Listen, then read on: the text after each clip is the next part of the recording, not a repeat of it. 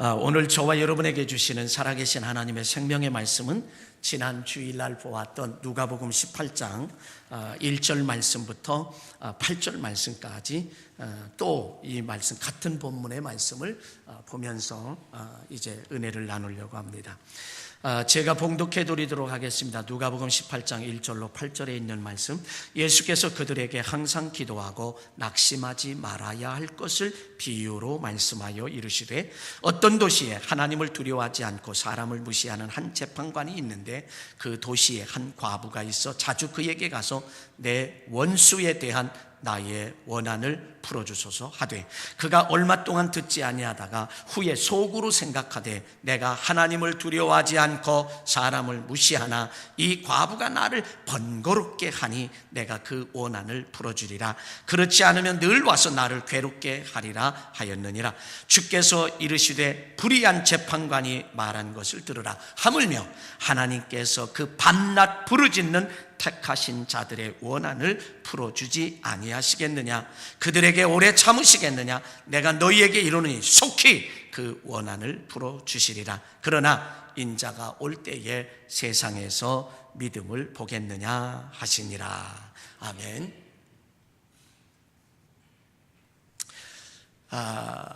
지난 26일 금요일 날 밀양의 가곡동에 있는 세종병원에서 100명의 입원 환자가 있는데 화재 사건으로 인해서 37명이 아까운 목숨을 잃었습니다. 그래서 그 합동 분향소에는 또 눈물을 흘리고 통곡을 하다 지쳐서 쓰러져 있는 유가족들도 봅니다. 그리고 그 가운데는 43세의 간호조무사로서 이제 학교도 다니고 다시 간호사가 되어서 근무하는 김모 씨라고 하는 49세의 사람도 안타까운 사연도 소개되고 있습니다. 지난 12월 달에 제천의 스포츠센터의 화재 사건으로 인해서 29명이 목숨을 잃었습니다. 29명 가운데 6명이 크리스찬이었습니다. 그 6명의 크리스찬 가운데 목사님이 2분이 계셨어요. 한 분은 박한주 목사님이라고 이제 제천 중앙성결교회 목사님이고요. 또 한 분은 박재홍 목사님으로 드림성결교회 목사님이셨습니다. 이 드림성결교회 박한주 목사님은 그 스포츠 센터에서 밤에 알바를 하고 있었습니다.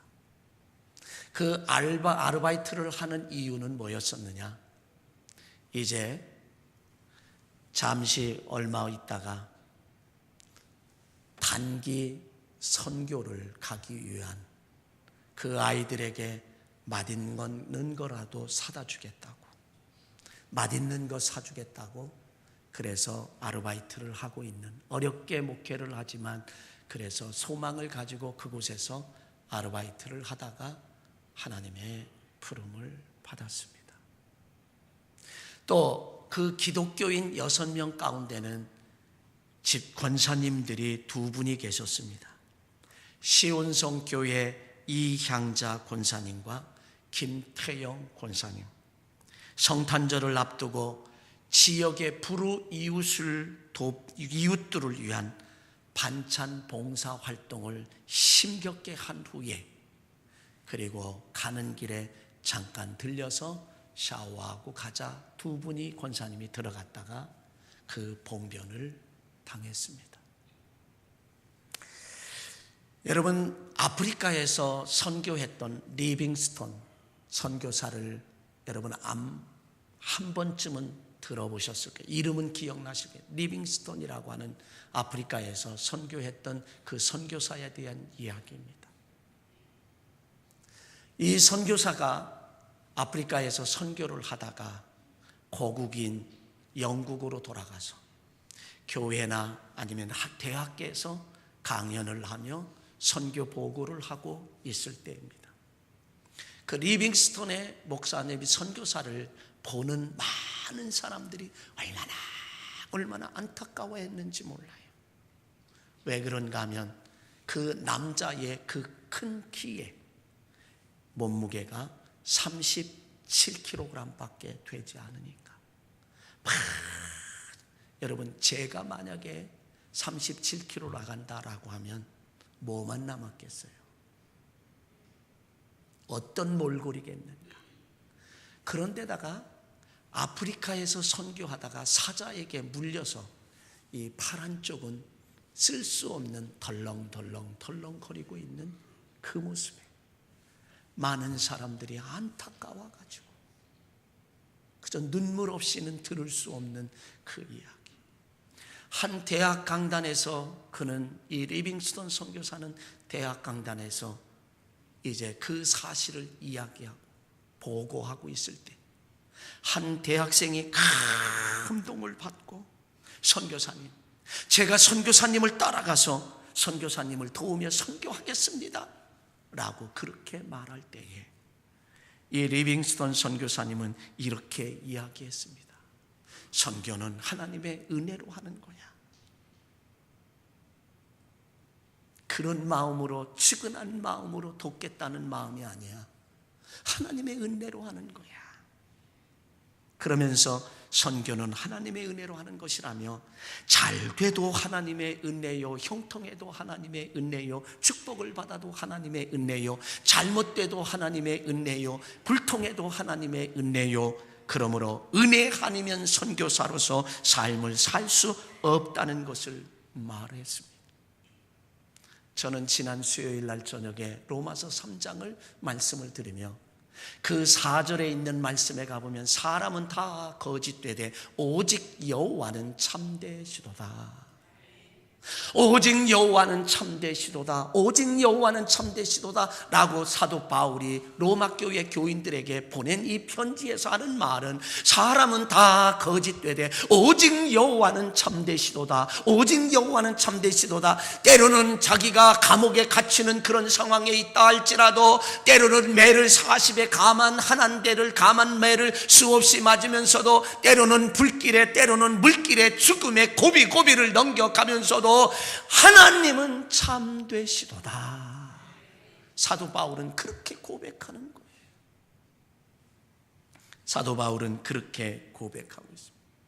사랑하는 성도 여러분, 제천 스포츠 센터에서 돌아가신 목사님 두 분과, 그리고 좋은 일을 하려고 했던 그분들, 그리고 또 두 분의 권사님들, 그렇게 불우이웃을 위한 반찬 돕기를 하고 가서 지금 몸을 찢고 그리고 돌아가려고 했던 사람들이 돌아가신 그 부분에 대하여 리빙스톤 선교사처럼 몸무게가 37kg이 될 수밖에 없음에도 불구하고 사자의 이 팔이 뜯겨서 그리고 덜렁덜렁 매달려 있는 그 모습을 가지고 하나님의 은혜야, 하나님의 은혜야, 하나님의 은혜가 아니고서는 선교할 수가 없노라고 말하는 그분, 사도 바울이 로마 교회 교인들을 향하여 자기는 죽을 고비를 수없이 넘기면서도, 매도 수없이 맞으면서도, 좋은 일하며 옥에 갇히면서도 그가 여호와는, 오직 여호와는 참되시도다, 오직 여호와는 참되시도다 라고 그 고백하는 이 고백이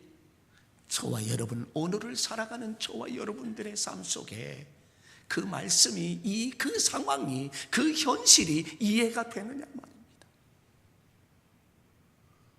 아, 이래도 하나님의 은혜야 라고 하며 우리 이해할 수 있겠냐 이거죠. 하나님, 내가 무슨 일 계획할 때 그 일이 잘 될 때에는 하나님이 나를 도와주셨어, 하나님이 나와 함께 하셔. 내 자녀가 잘 되는 모습을 보면 하나님 감사해요, 고마워요. 사업이 잘 돼도 하나님 고마워요, 감사해요. 건강이 회복돼도 하나님 은혜 감사해요, 고마워요. 이렇게 할 수는 있지만 힘들고 어려운 상황, 내 자신이 정말 열심히 주를 위해 헌신하며 주일 성수 잘하며 헌신 생활을 잘하며 전도 생활 잘하며 기도 생활을 잘하고 찬양의 생활을 잘하는데도 불구하고 내가 마음먹는 대로 되지 아니하고 또 고통을 당하고 아픔을 겪고 질고를 통해 고통을 당할 때에 오직 여호와는 참되시도다, 오직 여호와는 참되시도다 라고 과연 내 믿음을 고백할 수 있냐 이거죠. 적어도 우리는 그런 믿음을 지금 가지고 살아가냐 이거죠. 그런 믿음이야말로 참된 믿음이라. 나의 상황이 이래도 저래도 여호와 하나님은 참되신 분이라고 우리의 신앙을 고백할 수 있는 것이 오늘을 살아가는 우리들에게 주시는 참된 생명의 말씀이다.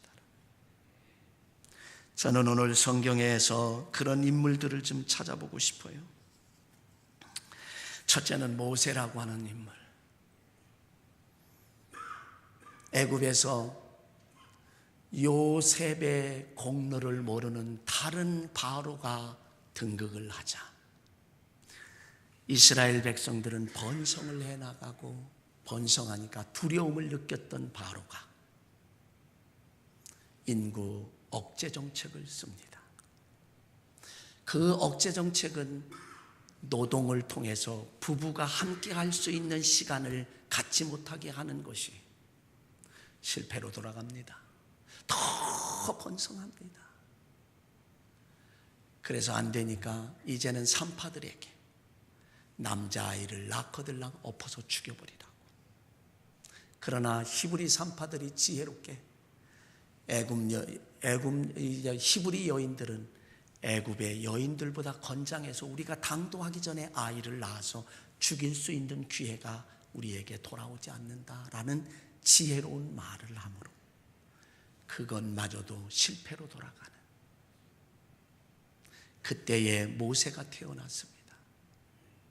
모세가 태어나서 그를 더 이상 숨겨 키울 수가 없으니까 3개월을 숨겨 키웠던 그 어머니 요게벳이 갈대 상자를 만들어서 앞뒤에 안과 밖에 역청을 칠하고 그리고 3개월 된 모세를 거기에 담아서 나일강에 띄워버립니다. 그리고 그 누이 미리암이 쫓아가게 하고 마침 목욕을 나왔던 나일강에 목욕을 나왔던 그런 바로의 딸이 공주가 그를 건지게 되고 자기의 아들로 양아들로 삼습니다. 그때에 미리암이 가서 유모를 전나는 유모를 구해줍니까? 그래서 왕궁에서 40년 동안 친어머니 요게벳의 젖을 먹으며 양육을 받습니다. 그 어머니 요게벳이 하는 얘기가 너는 애굽 사람이 아니야. 너는 히브리 사람이야. 하나님의 백성이야. 내 조상은 그렇게 늘 어려서부터 가는 40년 동안 문무를 겸비한 모세는 훌륭한 사람이 됐습니다. 늘 들어왔던 어머니로부터 그 유모인 어머니로부터 들어왔던 그 이야기대로 한번 나갔더니 자기의 동족인 히브리 백성들이 이스라엘 백성들이 애국 군인들로부터 박해를 당하고 핍박을 받고 매를 맞는 그 모습을 보고 그 안에서 끌어오는 동족애가 끌어올라서 그 애국 군인을 한번 쳤는데 그가 그만 죽어버리고 말았습니다. 그래서 모래를 파고 거기에 묻어버리고 말았어요. 이튿날 모세가 그 장소에 또 나갔더니 자기의 동족끼리 막 다투고 싸우는 모습을 보게 됩니다. 아들아, 지금 너희들 왜 싸우느냐? 지금 이렇게 여기에서 이렇게 핍박을 받아가며 고통을 당하며 이 노동을 하고 학대를 받고 있는데 서로 위하면 얼마나 좋겠느냐? 왜 싸우느냐? 그랬더니 어제는 내가 애국 군인을 죽이더니 오늘은 너를 우리가 언제 재판관으로 세웠느냐? 그래서 애국 군인 죽인 것이 탄로가 나서 공주의 아들로서 왕자로서 살아가던 그가 하루아침에 도망자의 신세로 전락해버리고 모든 것 다 잃어버리고 미디안 광야에서 양머리를 치는 그런 자로 전락해버리고 맙니다. 우리가 만약에 내가 그와 같은 현상이 그와 같은 입장이 나에게 와졌더라고 하면 나는 하나님을 향하여 뭐라고 말할 수 있을까? 나는 낙심하지 않을 수 있을까? 나는 실망하지 않을 수가? 하나님, 내 동족을 위해서 내가 이렇게 살려고 하는데요, 왜 나로 하여금 이렇게 도망자의 신세로 전락시켜버리고 맙니까? 그리고 실망하고 낙심하고 포기하고 주저앉고 원망하고 불평할 수밖에 없는 그런 현실임에는 틀림이 없습니다. 그러나 모세는 그러지 않았다는 거죠. 40년 동안 묵묵히 기다리고 침묵했다는 거예요. 왜? 하나님은 살아계시고 하나님은 나와 함께 하심을 알기 까닭에 그런 상황 속에서라도 침묵했다는 거죠. 침묵했다는 것. 40년 동안 미디안 광야에서 양을 치면서 왕자가 어느 날 전락하버린 그 상황 속에서도 침묵했다는 거죠. 하나님은 외면하지 않았습니다. 40년 후에 80세가 될 때에 가시떨기 불꽃 가운데서 그를 부르시고 이스라엘 백성들을 출애굽시키는 위대한 사명을 그에게 맡겨주셨고 그 일을 감당하는 자가 되었습니다. 저는 또 한 사람의 인물을 살펴보길 원해요. 소년 다윗이라는 사람입니다. 다윗은요, 이새의 아들로 말째로 태어났던 그 아들. 자, 이스라엘과 블레셋과 전투가 벌어졌습니다. 당시에 사울 왕이 전쟁에서 잔뼈가 굵은 사람입니다. 그런데 블레셋에 누가요? 골리앗이라고 하는 구척 장수가 있어요.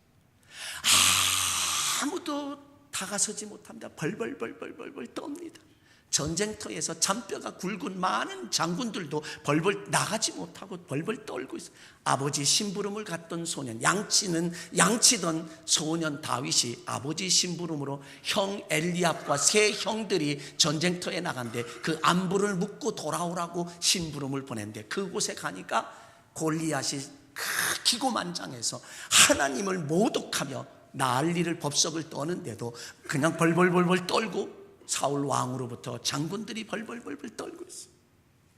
그때에 소년 다윗은 그걸 그냥 두고 볼 수가 없었어요. 왜냐하면 하나님을 모욕하고 모독하는 걸 참을 수가 없었습니다. 그래서 그는 전쟁터에 나갑니다.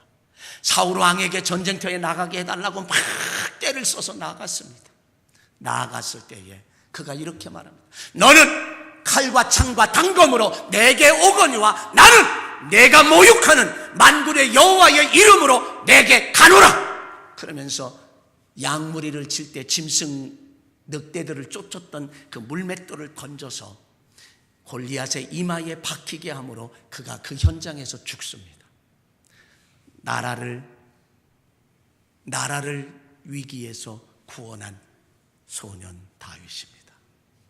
그리고 개선할 때 여성들이 막 소고를 치며 환영을 하는데 사울이 죽인 자는 천천히고 다윗이 죽인 자는 만만. 여기에 그냥 확, 여러분 용서하십시오, 헷가닥했어요 사울 왕이. 그래서 다윗을 미워하고 다윗을 죽이려고 군사 3,000명을 데리고 쫓아다니 목숨을 찾고 있습니다. 여러분 한번 생각해 보세요. 지금 나라를 위기에서 구했어요. 그러면 어떤 사람입니까? 1등 공신이에요. 많은 그 어떤 고위직을 주면서 환영해야 할 텐데 오히려 그를 제거하려고. 그러면 그 상황이 우리에게, 그런 현실적인 상황이 우리에게 왔다라고 하면 우리는 어떻게 하겠습니까? 하나님을 향하여 하나님 왜 이러십니까? 하나님, 내가 나라를 구했는데 나로 하여금 이렇게 어려움을 갖게 하십니까? 원망하고 불평하고 낙심하고 실망할 수밖에 없는 그 상황 속에서라도 오직 여호와는 참되시도다. 하나님은 변함이 없는 하나님을 믿기 까닭에 다윗도 하나님을 향하여 원망하지 않았습니다. 하나님을 향하여 불평하지 않았습니다. 그리고 낙심하지 아니하고 실망하지 아니하고 포기하지 않고 주저앉지 아니하고 그도 침묵을 합니다. 다윗도 침묵해요. 그리고 그 하나님을 향하여 아무 소리도 하지 않고 그저 도망다니고 있어요. 목숨을 찾으니까 도망다니고. 그런데요, 엔게디 쪽에 굴에 숨어 있을 때 사울 왕이 군사들을 끌고 왔다가 용변이 급해서 굴 속으로 들어갔는데 그 뒤에 다윗과 추종자들이 있어요. 추종자들이 죽일 수 있는 저녁에 하나님이 주셨습니다. 이 기회를 하나님이 주셨습니다. 다윗은 말합니다. 아니야. 하나님이 기름 부어 세운 사람이야. 내가 저 생명을 마음대로 할 수 없어. 그러면서 겉옷자락만 잘라요. 그것도 마음의 가책을 느껴서 하나님의 기름 부은 저 종을 그 옷을 잘랐다고. 그것을 사울 왕이 알아요. 또 한 번은 진영이 있습니다. 다윗을 잡으려고 3,000명 군사대 중간에 사울 왕의 막사가 있고 뺑 둘러 막사가 있습니다. 다윗이 그곳을 갑니다. 하나님이 그들로 하여금 다 잠들게 했어요. 중앙에 있는 사울 왕의 막사까지 들어가서 죽이면 끝날 터인데 죽이지 않았습니다.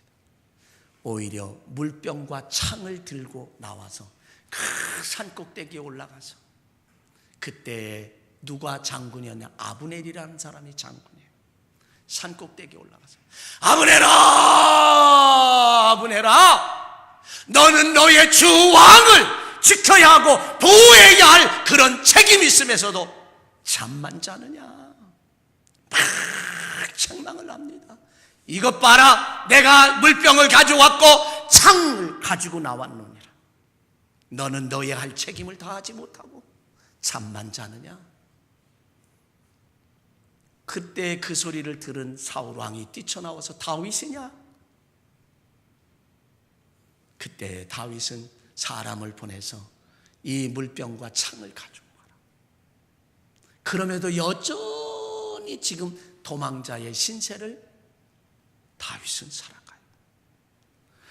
만약에 현대를 살아가는 저와 여러분들이 그런 현실이 나에게 정말 벌어진다라고 하면, 도망자의 신세가 되는 다윗과 같은 나라를 구출한 1등 공신이 그런 현상이 우리의 삶에 벌어진다면 여러분 과연 믿음을 지킬 수 있을까요?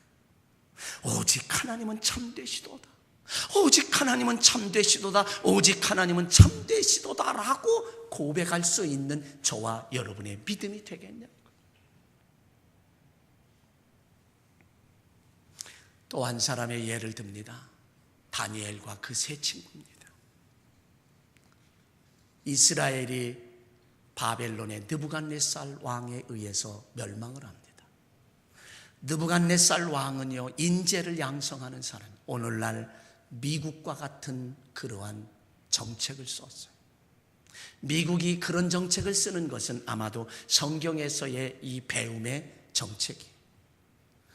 여러분, 미국의 대학의 교수들, 그리고 휴스턴에 있는 나사국에 있는 그 많은 과학자들, 유능한 과학자들은 다 미국 사람인 줄 아세요?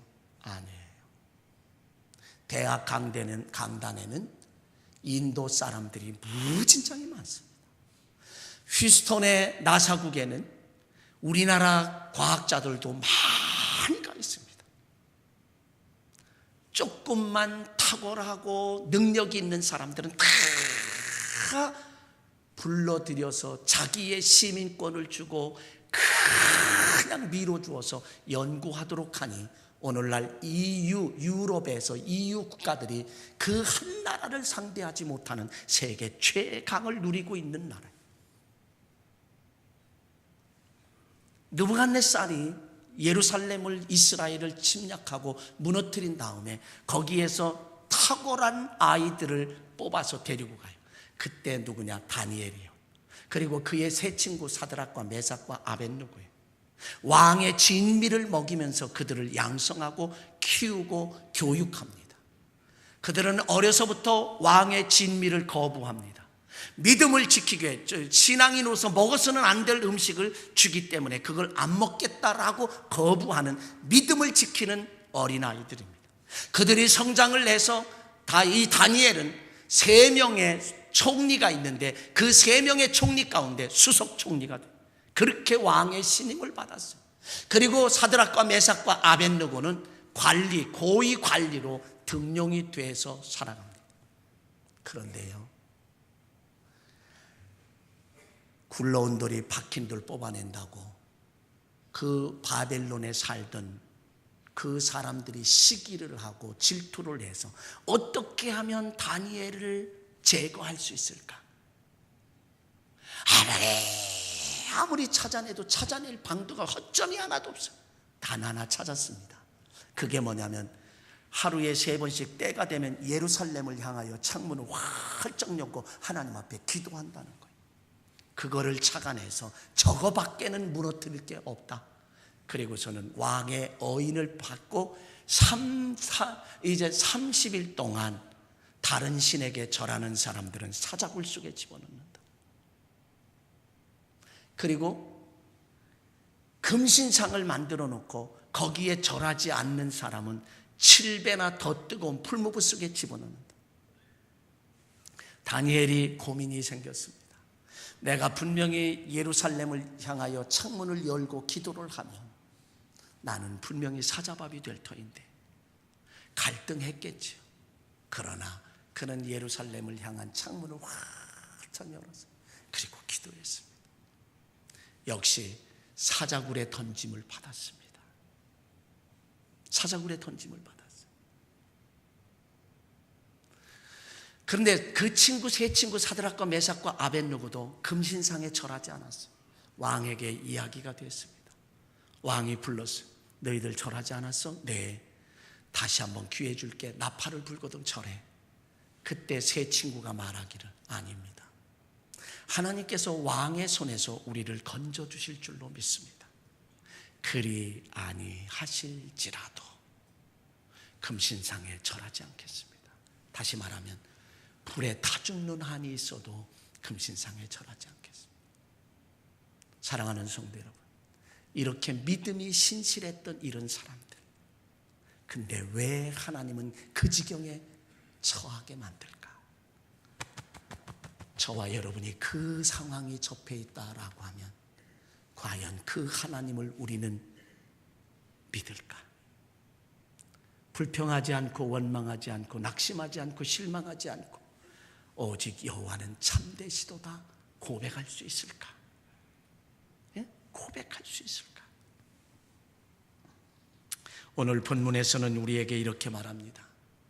항상 기도하고 낙망하지 말라라고 말해요. 항상 기도하라, 낙심하지 말아라. 1절에 가보니까 예수께서 그들에게 항상 기도하고 낙심하지 말아야 할 것을 비유로 하여 말씀하셨다라고요.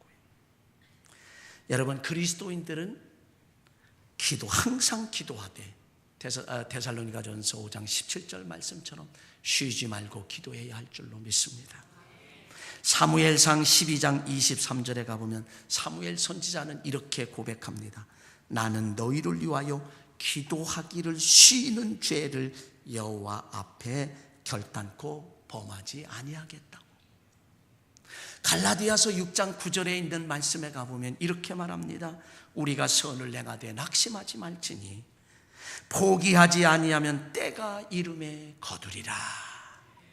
10절에 계속해서 말하기를 그러므로 우리는 귀에 있는 대로 모든 이에게 착한 일을 하되 더욱 믿음의 가정들에게 할지니라. 우리는 선을 행하되 낙심하지 말래요. 선을 행하되 실망하지 말래요. 선을 행하되 불평하지 말고 선을 행하되 원망하지 말고 오직 하나님은 참되시도다 그 믿음을 지키라는 거예요. 그리고 다만 할 것은 기도하라는 거예요. 항상 기도하라고. 낙심하지 말고 기도하고 실망하지 말고 기도하고 원망하지 말고 기도하고 불평하지 말고 기도하라는 거예요. 우리가 해야 할 것은 오늘 본문에서 예수님이 하시는 말씀이 뭐냐? 항상 기도하라는 거예요. 다른 것 하지 말고 기도하라는 거예요. 원망하지 말고 불평하지 말고 낙심하지 말고 포기하지 말고 좌절하지 말고 주저앉지 말고 기도하라는 거예요. 그 비유를 오늘 이 말씀 속에서, 그러면서 불의한 사람, 하나님을 무시하고 하나님을 두려워하지 않고 사람을 무시하는 한 재판관에 대한 이야기를 해요.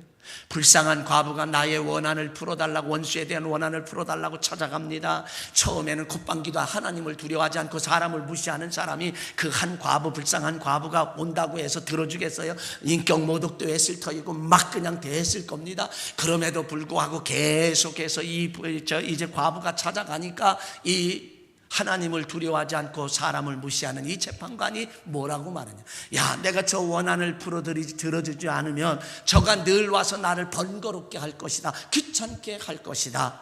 그러므로 내가 저의 원한을 좀 들어줘야 되겠다. 그렇지 않으면 늘 와서 나를 괴롭게 할 것이다. 무서워서가 아닙니다. 그러면서 들어주리라 하고 들어줬다는 거예요. 들어줬다라고 하는 그 사실을 말하면서, 그러면서 우리에게 이 세상에서 이런 믿음을 보겠느냐? 하물며 세상의 불의한 재판관도 이렇게 들어주는데, 하물며 밤낮 부르짖는, 밤낮 기도하는 이 기도를 들어주지 않겠느냐라고 말하는 거예요. 그러면서 세상에서, 오늘 이 세상에서 살아가는데 이런 믿음을 보겠느냐? 누구 왔지요? 불쌍한 과부가 원한을 들어달라고 찾아가는 그런 이 과부와 같이 끈질기게 포기하지 않고, 좌절하지 않고, 낙심하지 않고, 실망하지 않고 그 끝까지 찾아갈 수 있는 그런 믿음, 끝까지 기도할 수 있는 이런 믿음을 보겠느냐라고 하는 거예요. 저와 여러분이 이런 믿음을 가져야 된다는 거예요. 그래서 마태복음 7장 7절 이하에 가보면, 구하라 그러면 주실 것이요, 찾으라 그러면 얻을 것이요, 문을 두드리라 그러면 너희에게 열릴 것이니라. 구하는 이가 받을 것이요, 찾는 이가 찾아낼 것이요, 두드리는 이에게 열릴 것이니라. 너희 중에 누가 아들이 떡을 달라면 돌을 주며 생선을 달라면 뱀을 줄 자가 있겠느냐? 악한 자라도 자식에게 좋은 것을 줄 줄 알거든 하물며 하늘에 계신 너희 아버지께서 좋은 것, 구하는 자에게 좋은 것으로 주시지 않겠느냐 라고 우리에게 그렇게 말씀해요. 그러므로 우리는 걱정하지 말고 항상 기도하고 간절히 부르짖고 계속해서 기도하면 좋은 것을 하나님이 주신다라고 우리에게 말씀해 주신다는 거예요. 히브리서 12장 5절로 11절에 가보면 이렇게 말합니다. 하나님이 징계하는 것을 경히 여기지 말고 꾸지람을 받을 때 낙심하지 말라. 하나님은 사랑하는 자를 징계하시고 아들마다 책짓질한다. 그것은 아들로 대우하심이니 징계가 없으면 참 아들이야 친아들이 아니고 참 아들이 아니다. 잠시 하나님을 뜻대로 우리를 징계하시는 것은 우리의 유익을 위하여 그 거룩하심에 참여하게 하시려는 것이라. 그러므로 징계가 당시에는 즐거워 보이지 않고 슬퍼 보이나 후에는 그 연단은 받은 자들은 의와 평강의 열매를 맺는 축복을 받는다라고 하는 사실. 그래서 우리가 징계가 있고 어려움이 있을 때에 그것이 곧 우리로 하여금 하나님께서 축복하시기 위한 것임을 우리에게 말씀해 주고 있습니다.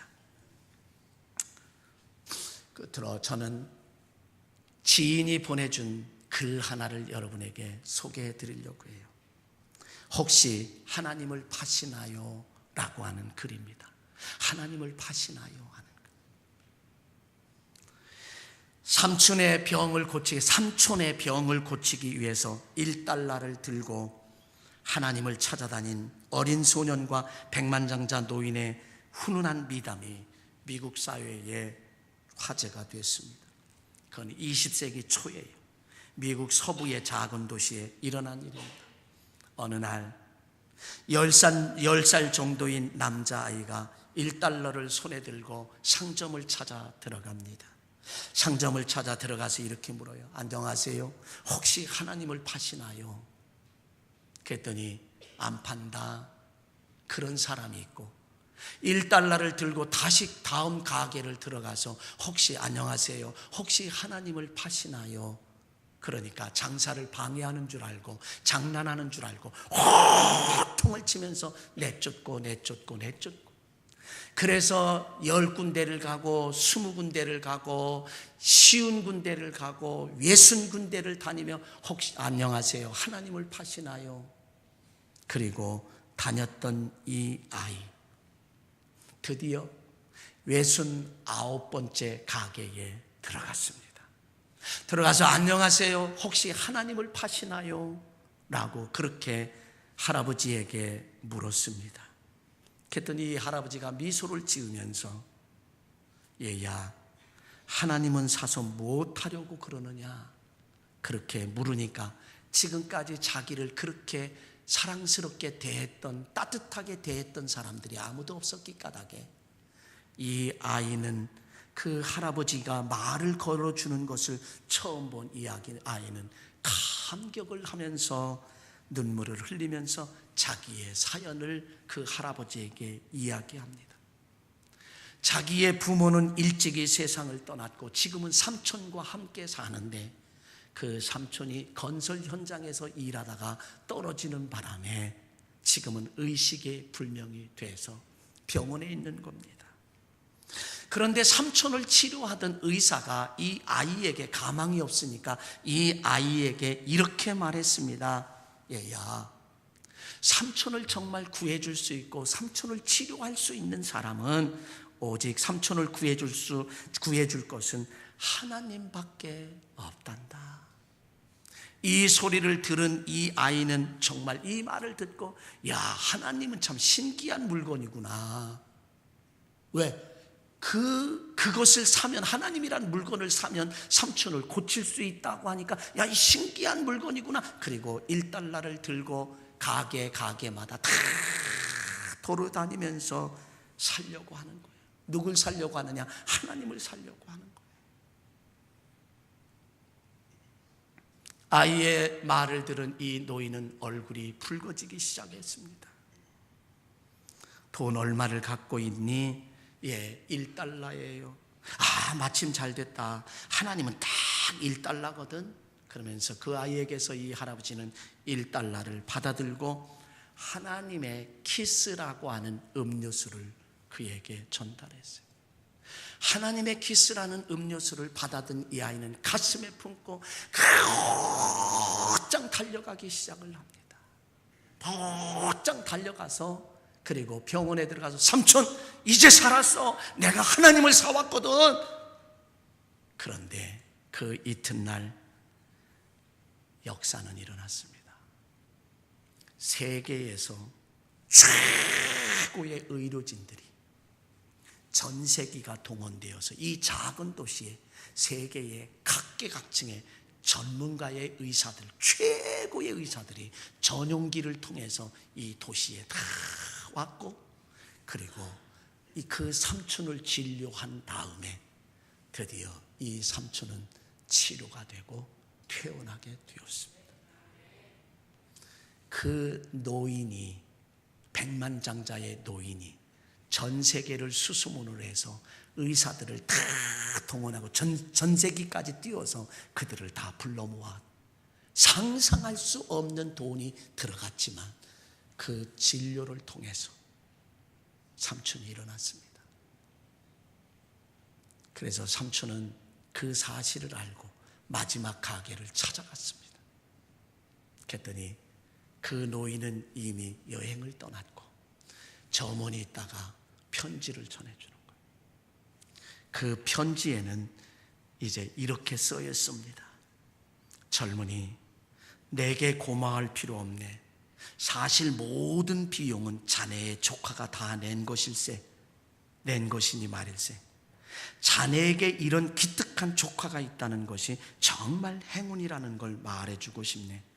자네를 위해서 1달러를 쥐고 온 거리를 누비며 하나님을 찾아다녔으니 말이네. 하나님에게 감사하게 자네를 살린 것은 그분이니 말일세. 여러분, 1달러를 들고 하나님을 사겠다고 돌아다녔던 이 아이의 심정,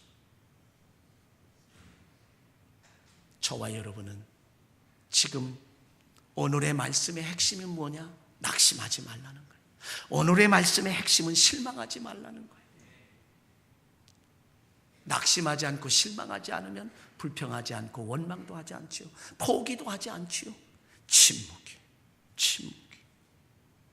그리고 뭐 해야 하냐? 항상 기도하는 거예요. 항상 기도하는 거예요. 그럴 때에 우리는 승리할 수 있다. 그러므로 사랑하는 성도 여러분, 낙심하지 맙시다. 실망하지 말고요, 원망도 하지 말고요, 포기도 하지 말고요, 불평도 하지 말고요. 하나님은 참되신 하나님이니 침묵하며 기도하면 반드시 응답하실 줄 믿습니다. 이 하나님이 나의 하나님이에요. 이 하나님이 나의 하나님이에요. 그 하나님을 꼭 부여잡는 저와 여러분 승리하시길 주의 이름으로 간절히 축원합니다. 사랑하신 아버지, 감사합니다. 우리 낙심하지 말게 하시고 실망하지 말고 원망하지 말고 불평하지 말고 오직 하나님께 기도하게 하옵소서. 항상 기도하는 자가 되게 도와주시옵소서. 우리 주 예수 그리스도의 이름으로 감사하며 기도하옵나이다. 아멘.